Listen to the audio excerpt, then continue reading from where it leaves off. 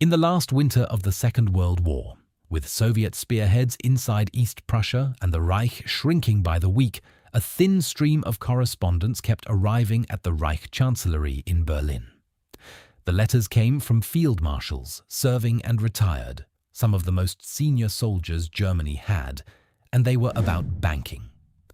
Erich von Manstein, Wilhelm List, Georg von Küchler, Maximilian von Weichs, each writing to make sure a certain monthly payment followed him from bank to bank, moved ahead of the Allied advance the way a family moves valuables ahead of a flood. Germany was losing a war measured in millions of dead. Its marshals were updating their deposit instructions. The money they were protecting came from a fund that appeared in no budget and answered to no auditor. This is the story of Konto 5, and of the question it quietly answers, which is why the officer corps Germany's own post-war memoirs called the most professional in Europe watched one catastrophe follow another for 5 years and, with a handful of exceptions, never moved against the man producing them. When the surviving field marshals faced Allied judges after the war, they gave the world 3 reasons they had obeyed. The oath came first. In August 1934, the entire armed forces swore personal allegiance, man by man, to Adolf Hitler himself rather than to Germany or its constitution, an oath the officer corps had proposed themselves, and for a soldier raised in the Prussian tradition, it sat somewhere above his own life.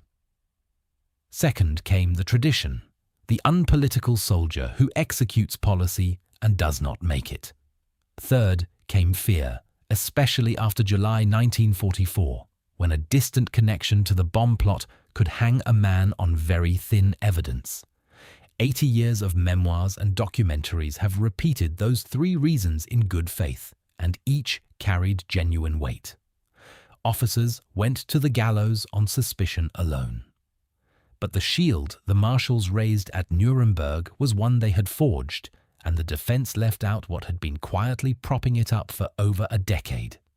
The files of the Reich Chancellery show the mechanism, and it ran on fewer principles and a great deal more money. The fund was run by Hans Heinrich Lammers, chief of the Reich Chancellery and one of the least famous powerful men in the Third Reich. It began in 1933 with a budget of 150,000 marks, paying cabinet ministers and senior civil servants. The military wasn't folded in until 1938, when Hitler used a manufactured scandal to fire his war minister, take personal command of the armed forces, and grant his service chiefs cabinet rank, and with it, access to the fund. By the war's end, Konto 5 had grown to around 40 million Reichsmarks, close to $380 million in today's money, converted at the wartime exchange rate plus 80 years of inflation, and it operated beyond the reach of any ministry, any court, and any party office. Payments required exactly one signature: Hitler's. Every deposit was the Führer personally deciding which men should owe him. Before an officer entered the system, he sat through a private meeting with Lammers, who explained the terms. The money was conditional on loyalty to the Führer. It could be withdrawn as easily as it was granted, and the recipient was to tell no one and keep as little on paper as possible. Then, the deposits began. 4,000 marks a month for field marshals and grand admirals, about $38,000 today, and 2,000 for colonel generals, tax-free, for life, continuing untouched into retirement. A field marshal's official salary was 26,000 marks a year.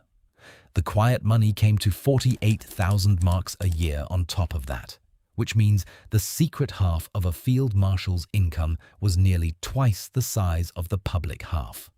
For scale, an infantryman clearing landmines drew a danger supplement of 1 Reichsmark a day, so a single month of a field marshal's stipend equaled roughly 11 years of crawling toward live mines.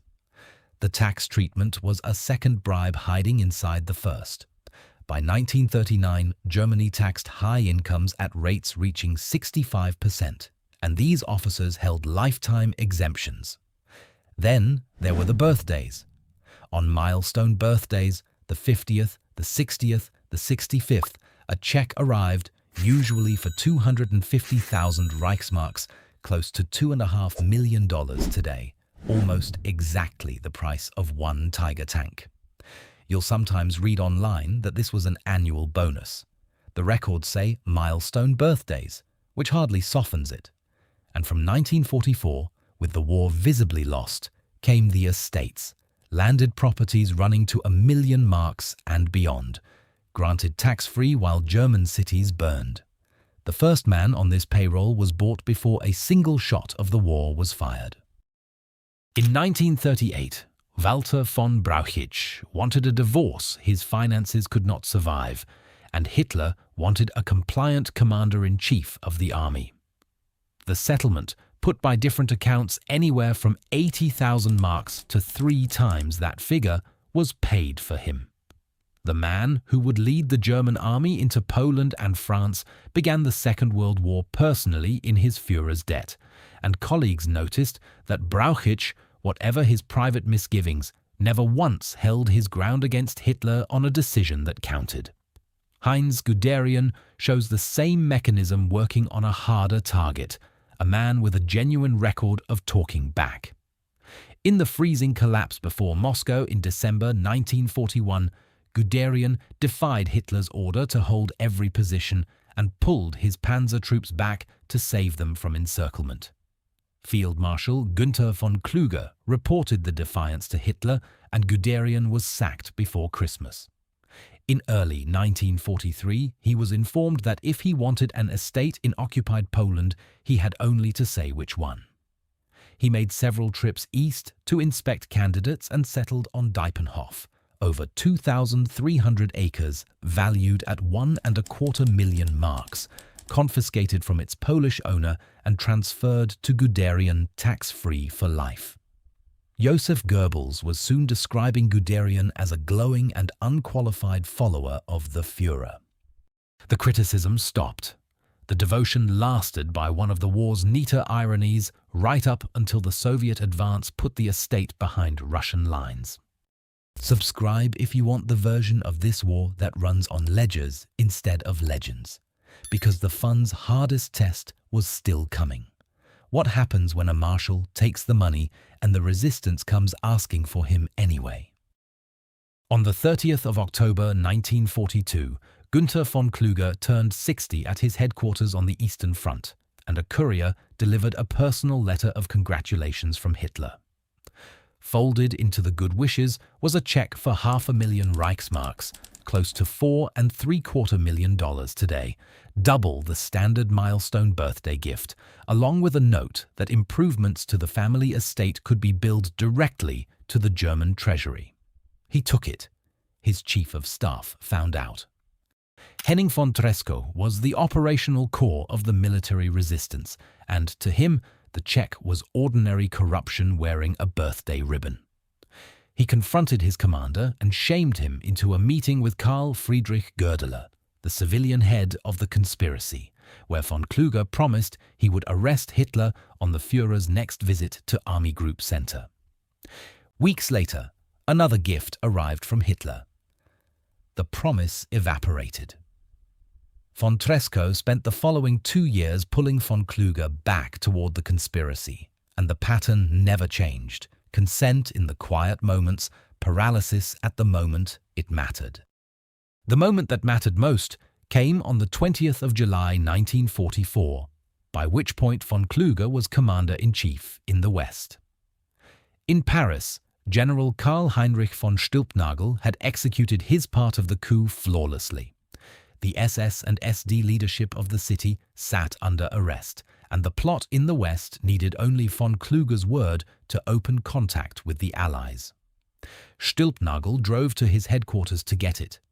Von Kluge, having just learned that Hitler had survived the bomb, refused, ordered the arrested men released, and declared his loyalty. It bought him less than a month. In mid-August, as his forces collapsed inside the Falaise pocket, von Kluge dropped out of radio contact for 12 hours and Hitler concluded he was slipping away to negotiate a surrender. Implicated by both the investigations and the silence and summoned to Berlin, he swallowed cyanide on the way.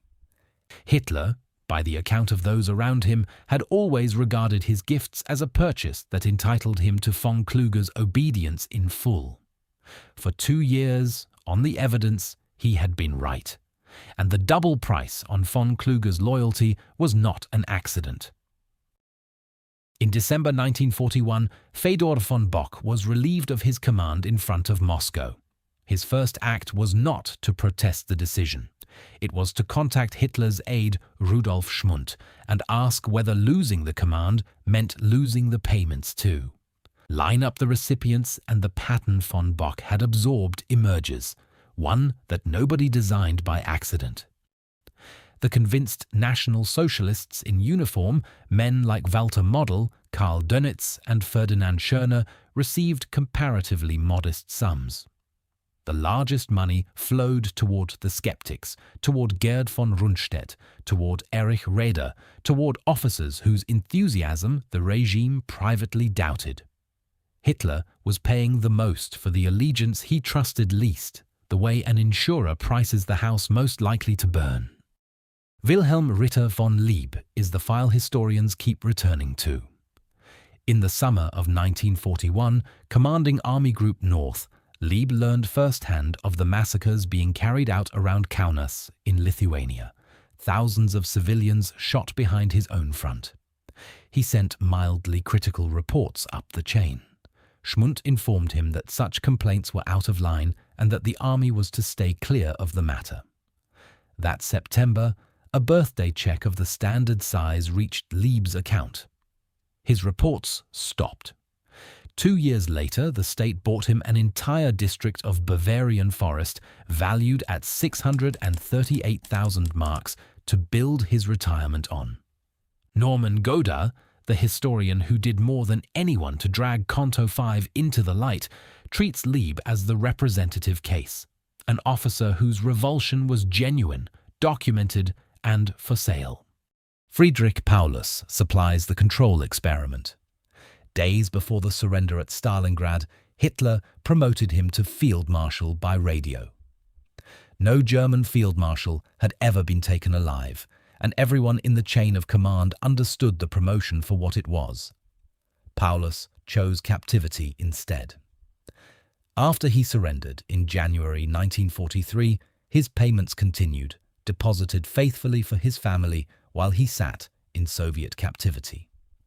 They stopped that August in the same weeks Paulus made his first public break with Hitler over Soviet radio. The fund had paid a marshal in enemy hands for half a year without complaint. What it would not pay for was talking. There is one serious objection to everything you've just heard, and it deserves a fair hearing, because German rulers had rewarded soldiers this way for a century and a half. Prussia showered Blücher with estates after Napoleon fell. Bismarck received forests worth fortunes. And in 1927, German industrialists and Prussian landowners bought Paul von Hindenburg the Neudeck estate, registered in his son's name to dodge the taxes, years before Hitler held any office at all. The Republic's own establishment had purchased a head of state before Hitler ever purchased a marshal. On this reading, Konto 5 was a dotation in the old tradition, technically legal, unusually secret, and largely beside the point, because the generals would have obeyed anyway. The oath, the careerism, and the genuine agreement with the war's aims, especially in the East, all pulled in the same direction without costing Hitler a single mark.